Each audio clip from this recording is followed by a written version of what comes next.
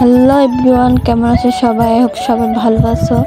আমিও আল্লাহর রহমতে ভালো আছি। এটা হচ্ছে আমার ফার্স্ট ব্লগ ভিডিও, জানি না সবার কাছে কেমন লাগবে। আজ আমি চলে এসেছি আমাদের চাঁদপুর জেলার নদী বন্দরে। এখানে প্রায় শত শত মানুষের অনেক ভিড় হয়। প্রতিটা জেলা থেকে প্রায় প্রতিদিনই অনেক মানুষ আসে। বছরে ঈদের ছুটিতে বা গ্রীষ্মকালের ছুটিতে অনেক মানুষ এখানে আসে এই প্রাকৃতিক সৌন্দর্যগুলো উপভোগ করার জন্য। আমাদের এই চাঁদপুর নদীতে প্রায় 3টি নদী মিলনস্থল, যেমন পদ্মা, মেঘনা, যমুনা। এই 3টি মিলনস্থল দেখার জন্য অনেক দূর দূর প্রান্ত থেকে মানুষ ছুটে আসে। আর আমাদের এই চাঁদপুর জেলাটি ইলিশ মাছের জন্য অনেক বিখ্যাত।